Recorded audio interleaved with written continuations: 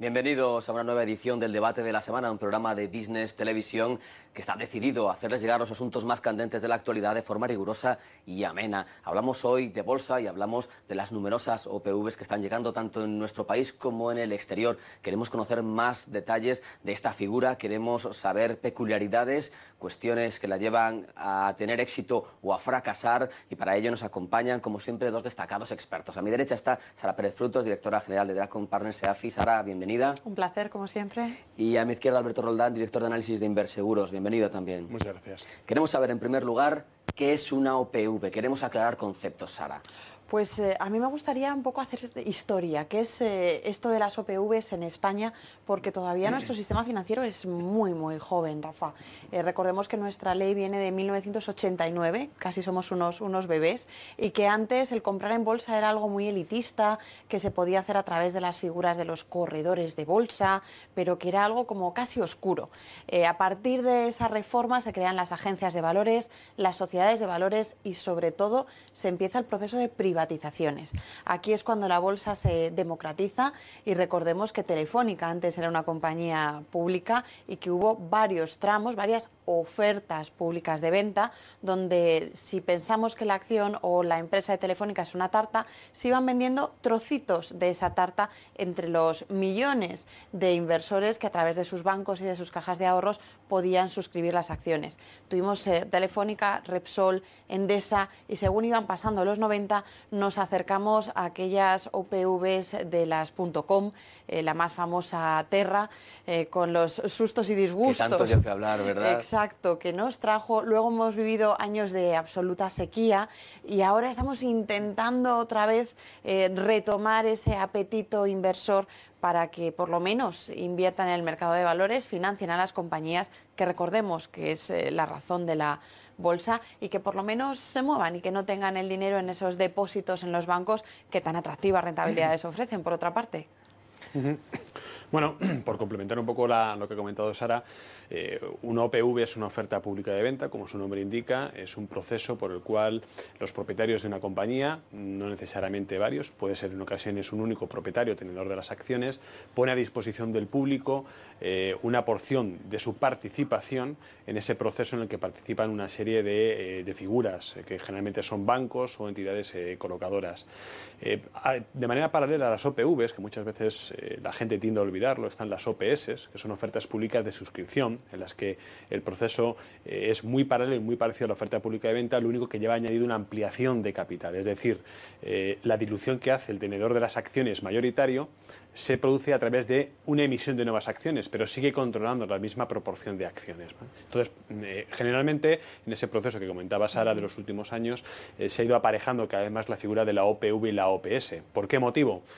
Pues porque la OPV es una manera de hacer caja con una participación de una compañía. La OPS lo que busca es recaudar fondos para invertir en negocios digamos, unidos a la actividad de la empresa. Por poner un ejemplo, la última OPV que se realizó de tamaño, digamos, considerable, que fue la de renovables, llevaba esa publicidad, ¿no? No solamente Iberdrola, que era el accionista mayoritario y tenedor mayoritario de las acciones, ponía un porcentaje a la venta, sino que además aparejaba una ampliación de capital para financiar el crecimiento de Iberdrola Renovables, ¿no? Entonces, esas dos figuras hay que tenerlas muy en cuenta, porque van muchas veces unidas. Eso es un poco el comentario técnico. Por complementar lo que comentaba Sara, es cierto que el mercado empieza a dar algunas señales de recuperación, pero se ha frenado bastante y, de hecho, de manera casi preocupante, diría yo. Estamos asistiendo en las últimas semanas a una caída importante de colocaciones en mercados internacionales, que en términos interanuales están registrando caídas respecto a lo que fue 2010, que no fue un año excepcional en colocaciones en OPVs.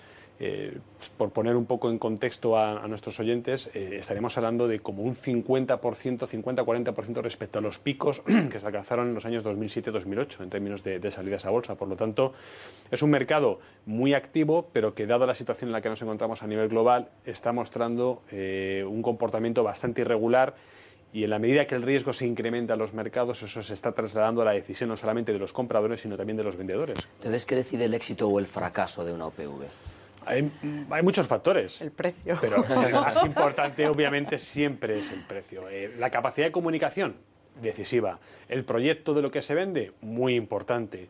La habilidad para dirigirse a ciertos mercados, ciertos segmentos. Digo esto porque las OPVs, digamos que se enfocan hacia dos tipos de clientes, el cliente institucional y el cliente minorista. Y luego hay un tramo muy minoritario que es el tramo dedicado a empleados y a los que participan en la colocación como el tramo conocido como Green Shoe. Por lo tanto, todo esto influye, pero lo más importante, Sara, seguramente me va a dar la razón, es el precio. Al final, esto es un mercado de oferta y demanda y el mejor precio es el que lleva a las de ganar. Por lo tanto, las OPV siempre es el criterio fundamental de valoración. La vertiente comercial, entonces, se marca ahí, en el precio. Pues por una parte, sí, Rafa, porque hemos tenido el placer de compartir, Alberto y yo, el estudio preliminar de una futura OPV, de Loterías del Estado, y al final todos concluíamos en que dependiendo del precio, aunque esta será una OPV muy atractiva para el minorista, todos nos acordamos del Calvo, de los anuncios de Navidad. Pues yo que no soy experto para nada, evidentemente, en esto, a mí me parecía un chollo comparado con otras. Hablaban, no sé si de un dividendo mensual. O sea, decías, además con lo que nos gastamos de dinero en España, con el deseo que tenemos todos de ser ricos, vamos a seguir echando la monedita. Haya crisis o no haya crisis, es una compañía que recauda es una que tiene un ingreso siempre, recurrente ahí constante. No tiene deuda. Es una maravilla, ¿no? En Dice, principio. bueno, es de lo mejor que se nos puede poner. ¿Y también a esa le influye el precio, Sara? También influye el precio, porque todo le podemos sacar pegas. Cuando, por ejemplo, esa compañía saldrá a bolsa, decimos, pues como salga, ¿qué potencial de crecimiento tiene? ¿Me va a dar un dividendo, pero va a ser como si fuese renta fija y me voy a quedar con ese dividendo y ya está? ¿O qué le pido a una acción? A una acción le pido que me suba, que crezca. ¿Qué tendría que hacer Loterías del Estado para crecer? Pues innovar, abrir nuevos mercados, invertir, pero ese es un riesgo.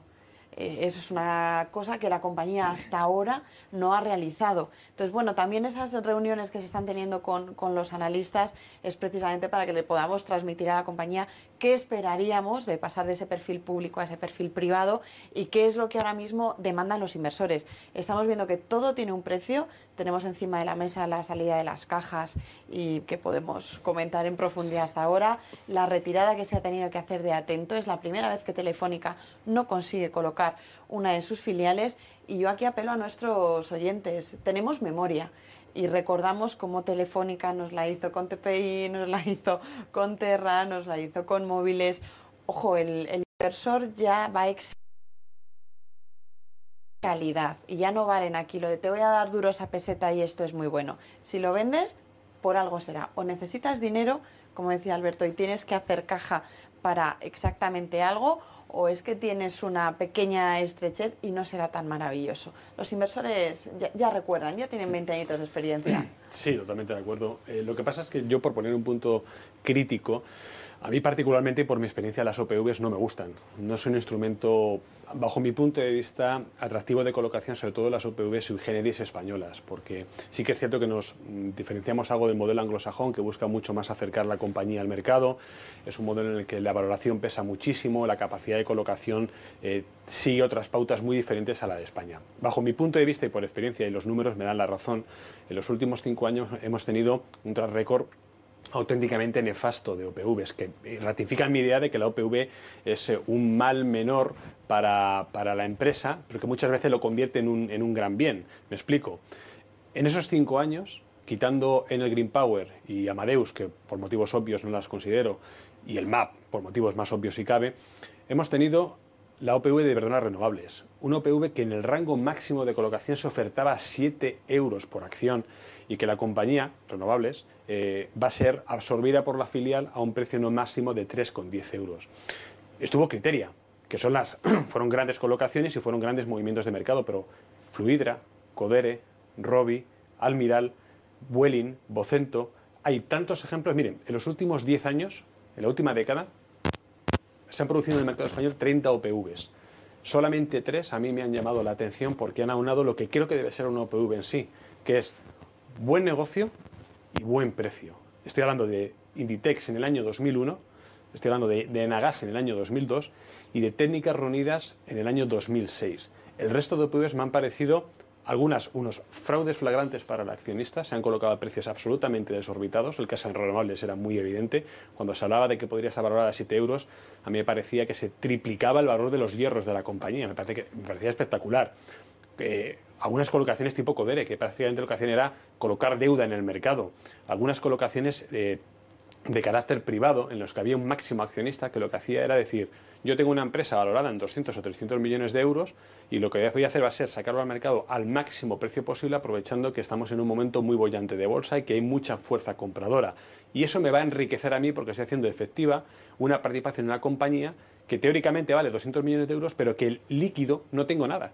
Entonces, lo que hacíamos era enriquecer a grandes accionistas. A mí, por ese motivo, las OPVs no me gustan de manera particular. Creo que cuando hay un buen negocio, el negocio se vende por sí solo, pero lo que comentaba antes Sara, loterías de apuestas del Estado, creo que hay una euforia excesiva en torno a esta compañía que yo no comparto en absoluto. Me parece que es un buen negocio, pero como tantos otros que hay en nuestro mercado. No me parece que Loterías sea mejor que Telefónica, sinceramente.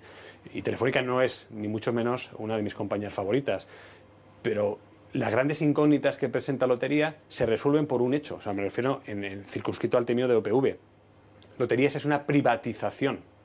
Y las compañías que son públicas y pasan al sector privado y no pierden la titularidad pública de un negocio, es decir, no pierden esa característica de monopolio, tienen una consideración especial. Cuando hablamos de compañías privadas que lo que se están haciendo es colocar en el mercado a precios desorbitados, yo no recuerdo, o sea, en los últimos 10 años, insisto, quitando esas tres que he comentado, una empresa que saliera a un precio razonable. A mí se me viene a la cabeza, por ejemplo, Vocento, que salió a 15 euros y me parecía un precio absolutamente desorbitado. Claro, cuando las entidades como nosotros, que somos críticos y no estamos casados con nadie, levantamos un poco la voz, hacemos la cobertura, sacamos el precio y decimos este precio, jamás iríamos al mercado, parece como que somos marginales, ¿no? ¿Qué dicen estos? ¿No? Bueno, es que yo creo que el trabajo es precisamente eso, el de intentar acercar al inversor lo que se está valorando. Ahora vamos a comentar lo de las cajas porque me parece interesante, pero insisto que el tema fundamental en una OPV es tener información de lo que se me está vendiendo, por qué y cómo se me está vendiendo y el precio. No olvidemos que muchas de las OPVs que se han colocado en España se han hecho vaciando las compañías. Yo me llevo el dividendo antes de la colocación, yo vacío los fondos propios de la compañía, que es lo que va a tener el accionista cuando le den las acciones, y luego la coloco a un precio caro y encima me enriquece un poquito más. Yo creo que hay que ser un poco más críticos con estas operaciones. Sacabas el tema de las cajas. ¿Qué podemos decir de estas OPVs que van a venir? Yo creo que es ahora mismo apasionante, primero por la situación que estamos viviendo en Europa, el caso griego, irlandés, portugués, que no están ni muchísimo menos solucionados, nuestra prima de riesgo que sigue estando tensionada, y ahora salen las cajas que necesitan dinero, en este caso serían OPS, como comentaba Alberto, que necesitan dinero para mejorar esos ratios de solvencia, y que aquí, a mí me suena todo esto a un juego de los trileros, ¿no? Tengo un banco malo, tengo un banco bueno, aquí meto las cosas que no me gustan, pero te dejo solo lo menos malo y entonces eso te lo saco y te digo que es buenísimo. Por ejemplo, y seguro que todos nuestros oyentes habrán empezado a escuchar en prensa, Bankia, que ya veremos si sale, no sale o qué es lo que ocurre, va a salir con un 30% de descuento. Vale, ¿descuento sobre qué? Sobre un valor, vamos a ver un balance, donde dentro tiene, inmuebles, pisos. Pisos que dieron hipotecas a 100 y que a día de hoy están valorados, dicen, no, un 30% de descuento ya. Y si yo quiero vender ese quinto piso sin ascensor en un extrarradio de una gran ciudad, ¿lo tendría que vender a 70 o lo tendría que vender a 50 o a 40 o no lo voy a poder vender? Esos serían parte de los activos malos, por así decirlo. Que no nos engañe esta publicidad agresiva, las redes comerciales de los bancos que van a tener la absoluta prioridad de poder colocar estos productos. A día de hoy los analistas no tenemos los números de Bankia concretamente, no sabemos si está cara o barata. Nos parece sospechoso que si tiene que salir en 2-3 semanas no lo tengamos. Además en este caso son juez y parte, porque como tienen la posibilidad de comercializar ellos, también ¿no? O sea, ellos... Evidentemente. Y además son ellos los que quieren vender su propio negocio, pues ahí el caso, complicado. por ejemplo, absolutamente candente es el de Banca Cívica. Han decidido que salen a pedir dinero al mercado. En las primeras reuniones que hemos tenido los inversores con la compañía, hemos comentado lo que decía Alberto, precio. No, vamos a salir a 7 veces valor en libros. Como Bankinter, no te compro, porque con Bankinter ya sé lo que hay, para bien, para mal, para regular. Tu caja, conglomerado, 2 presidentes, Cajasol, Caja Navarra, esas culturas. ¿Y de dónde vamos a crecer? Ahorros de costes. O sea, vamos a empezar a echar a todos los que nos sobran políticos. La verdad es que no es que sea muy atractivo. O me lo descuentas no a 0,7, o me lo pones a 0,5 o a 0,4, o no me lo creo.